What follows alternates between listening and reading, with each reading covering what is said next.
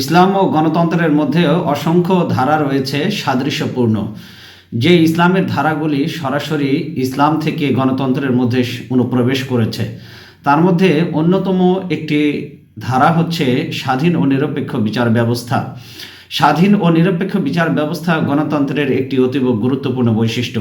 গণতন্ত্র রাষ্ট্রের সকল নাগরিকের সামাজিক ও রাজনৈতিক অধিকার সংরক্ষণ করে এবং স্বাধীন বিচার ব্যবস্থার মাধ্যমে তা প্রয়োগ করে। ইসলামী রাষ্ট্র ব্যবস্থায় বিচার বিভাগকে শাসন বিভাগের প্রভাব থেকে সম্পূর্ণরূপে মুক্ত করার নির্দেশ রয়েছে। আল্লাহর আইনকে তার বান্দাদের ওপর জারি করাই হচ্ছে বিচারকের কাজ।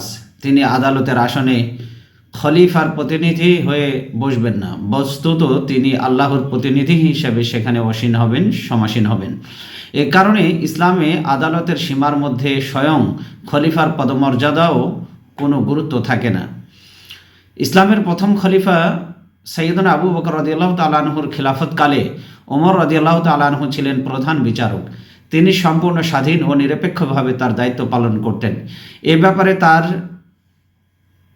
ব্যাপারে তিনি আবু বকর রাদিয়াল্লাহু তাআলা আনহুর মতকে বিশেষ গুরুত্ব দিতেন না এবং আবু বকর রাদিয়াল্লাহু তাআলা আনহু তার বিচার কার্যের মধ্যে কোনরূপ হস্তক্ষেপ করতেন না।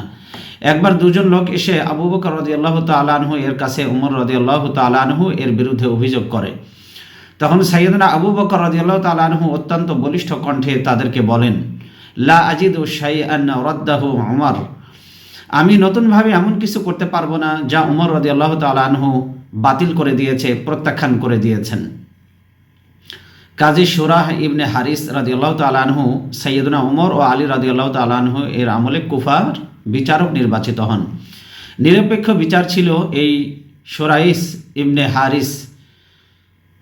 শুরাহ ইবনে হারিসের একটি বিশেষ গুণ ছিল যে তিনি নিরপেক্ষ বিচার ব্যবস্থার রূপকার।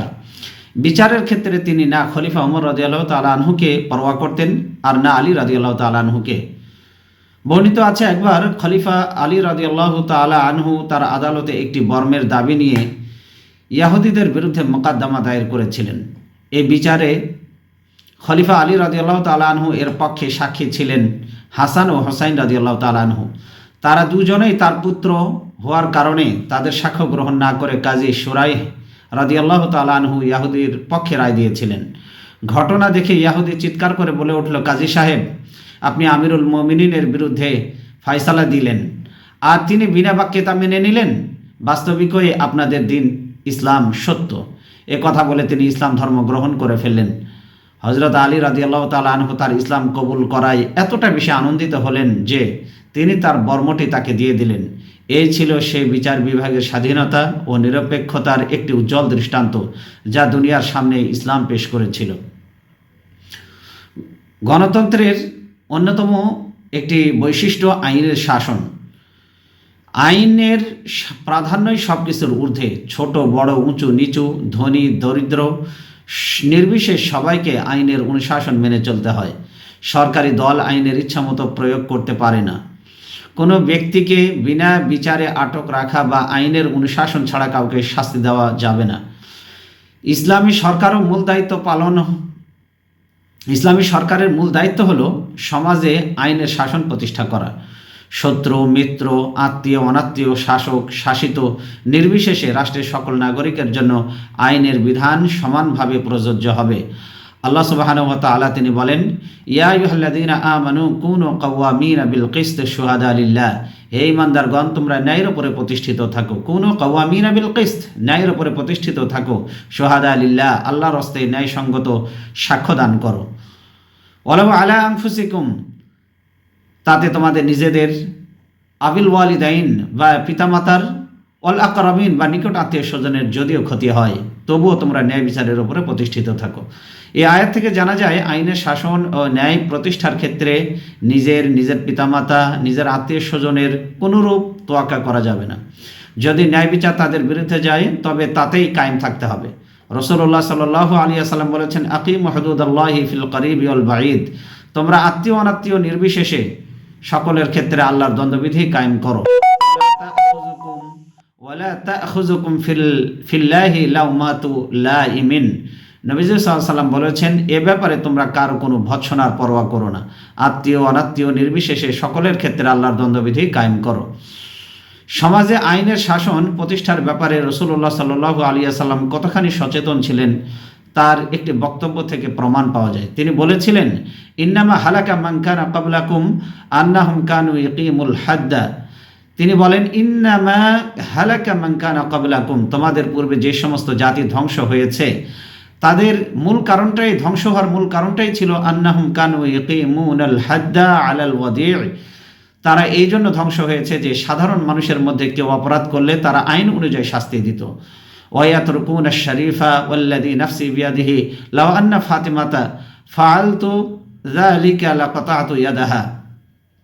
নবীজি সাল্লাল্লাহু আলাইহি ওয়াসাল্লাম বলেন যে সাধারণ মানুষের মধ্যে কেউ অপরাধ করলে তো তাকে শাস্তি দেওয়া হতো, কিন্তু সম্ভ্রান্ত লোকদের মধ্যে কেউ যদি অপরাধ করত তাহলে তাকে কৌশলে পার করিয়ে দিত, তাকে কৌশলে পার করে দেওয়া হতো। নবীজি সাল্লাল্লাহু আলাইহি ওয়াসাল্লাম বলেন, ওয়াল্লাযী নাফসি বিয়াদিহি, সেই সত্তার কসম যার হাতে মুহাম্মদ সাল্লাল্লাহু আলাইহি ওয়াসাল্লামের জীবন, লাউ আন্না ফাতিমাতা ফাআলাত, অন্য বর্ণনায় এসেছে সারাকাত যালিকা লাকাতাতু ইয়াদাহা। নবীজি সাল্লাল্লাহু আলাইহি ওয়াসাল্লাম বলেন, আমার মেয়ে ফাতেমা, আল্লাহর কসম যার হাতে মুহাম্মদ সাল্লাল্লাহু আলাইহি ওয়াসাল্লামের জীবন, আমার মেয়ে ফাতেমাও যদি চুরি করত তবে অবশ্যই আমি তার হাত কেটে ফেলে দিতাম। খোলাফায়ে রাশিদুন রাদিয়াল্লাহু তাআলা আনহু এর আমলে যে আইনের শাসন কায়েম হয়, এক কথায় তা ছিল নজিরবিহীন। বর্ণিত রয়েছে, একটি বর্ণনায় পাওয়া যায়, খলিফা সৈয়দনা উমর রাদিয়াল্লাহু তাআলা আনহু এর সময় একবার মক্কা শরীফে হজ উপলক্ষে সকল প্রদেশের গভর্নর উপস্থিত হন। আমিরুল মুমিনিন ওমর রাদিয়াল্লাহু তাআলা আনহু নিয়ম মাফিক ঘোষণা দিলেন, গভর্নর ও অফিসারদের বিরুদ্ধে কারো কোনো অভিযোগ থাকলে পেশ করুন। উপস্থিত সকল জনতাকে লক্ষ্য করে তিনি এই ঘোষণা দিলেন। এই ঘোষণা শুনে একজন অমুসলিম দাঁড়িয়ে বলল, আমিরুল মুমিনিন, আপনার মিশরের গভর্নর আমর ইবনুল আস রাদিয়াল্লাহু তাআলা আনহু বিনা অপরাধে আমাকে 100টি কোড়া মেরেছে। আমিরুল মুমিনিন জিজ্ঞাসা করলেন, আমর ইবনুল আস, এ ব্যক্তি কি সত্য বলছে? তিনি স্বীকারোক্তি দিলেন, হ্যাঁ আমিরুল মুমিনিন, তিনি সত্য বলেছেন। এবার সাইয়্যিদনা ওমর রাদিয়াল্লাহু তাআলা আনহু ইহুদি ব্যক্তিকে বললেন, তুমি কি এর পরিবর্তে তাকে 100টি কোড়া মারতে চাও? সে বলল, আমিরুল মুমিনিন, অবশ্যই আমি তাকে 100টি কোড়াই মারতে চাই। ন্যায় বিচারের মূর্ত প্রতীক খলিফা আমিরুল মুমিনিন ওমর রাদিয়াল্লাহু তাআলা আনহু নির্দেশ দিলেন, আমর, কোড়া গ্রহণের জন্য তুমি প্রস্তুত হয়ে যাও। আমর ইবনুল আস রাদিয়াল্লাহু তাআলা আনহু খলিফার প্রতি আরজ করলেন। তিনি বললেন, ইয়া আমিরাল মুমিনিন ইন্নাকা ইন ফাআলতা, হে আমিরুল মুমিনিন, আপনি যদি এই নির্দেশ গভর্নরদের, এই ইন ফাআলতা, যদি আপনি এটা করেন, হাযা ইয়াকসুরু আলাইকা ওয়া ইয়াকুনু সুন্নাতান ইয়াখুযু বিহা মান বা'দাকা। তিনি বললেন, এই নির্দেশ গভর্নরদের জন্য অত্যন্ত কঠিন, ভবিষ্যতে এটি একটি নজির হয়ে থাকবে, রাষ্ট্র ব্যবস্থা টিকে রাখা মুশকিল হয়ে যাবে। তার এই কথার উত্তরে খলিফা ওমর রাদিয়াল্লাহু তাআলা আনহু তাকে ধমক দিয়ে তিনি বললেন, আনা লা উকিদু মিনহু ওয়া ক্বাদ রাআইতু রাসূলুল্লাহ সাল্লাল্লাহু আলাইহি ওয়াসাল্লাম ইকিদু মিন নাফসিহি। রাষ্ট্র ব্যবস্থা জুলুম ও কঠোরতার উপর নয়, তিনি বললেন, আদল ও ইনসাফের উপর প্রতিষ্ঠিত। যেখানে স্বয়ং রাসূলুল্লাহ সাল্লাল্লাহু আলাইহি ওয়াসাল্লাম থেকে কিসাস গ্রহণ করা হয়েছে, সেখানে অন্য কিছু করার তুমি কে? তিনি স্পষ্টভাবে বললেন। আমর ইবনুল আসকে তিনি ধমক দিয়ে বললেন, যেখানে রাসূল সাল্লাল্লাহু আলাইহি ওয়াসাল্লাম থেকে কিসাস গ্রহণ করা হয়েছে, সেখানে এর বিকল্প করার তুমি কে? এবার আমর রাদিয়াল্লাহু তাআলা আনহু আমর ইবনুল আস তিনি আরজ করলেন, আমি যদি বাদীকে সন্তুষ্ট রাজি করতে পারি তবে কি কিসাস থেকে রেহাই পাবো, হে আমিরুল মুমিনিন? আমিরুল মুমিনিন ওমর রাদিয়াল্লাহু তাআলা আনহু বললেন, হ্যাঁ, ব্যক্তি যদি, এই ব্যক্তি যে অপরাধ তোমার বিরুদ্ধে এলিগেশনস, অপরাধের মামলা দায়ের করেছে, যদি এ ব্যক্তি তোমাকে ক্ষমা করে দেয় তবেই তুমি শাস্তি থেকে রেহাই পেতে পারো। অবশেষে প্রতি কোড়ার পরিবর্তে 2 আশরাফি অর্থাৎ মোট 200 আশরাফি দিয়ে আমর রাদিয়াল্লাহু তাআলা আনহু বাদীকে রাজি করান। এভাবে মিশরের গভর্নরের পিঠ 100 কোড়ার আঘাত থেকে রক্ষা পায়। ইসলামে আইনের শাসনের অসংখ্য দৃষ্টান্তের মধ্যে এটি একটি উজ্জ্বল দৃষ্টান্ত মাত্র। এখানে আইনের চোখে শত্রু, মিত্র, শাসিত, শাসক সকলেই সমান। ন্যায় এবং ইনসাফ ইসলাম, কোরআন, আল্লাহর পক্ষ থেকে, রাসূল সাল্লাল্লাহু আলাইহি ওয়াসাল্লামের পক্ষ থেকে এই পৃথিবীবাসীর জন্য এক অনন্য নিয়ামত। আল্লাহ আমাদেরকে শাসক শাসিত উভয়ের মধ্যে ন্যায় এবং ইনসাফ কায়েম করার তৌফিক দান করুন। সুবহানাল্লাহি ওয়া বিহামদিহি আস্তাগফিরুল্লাহাল আযীম।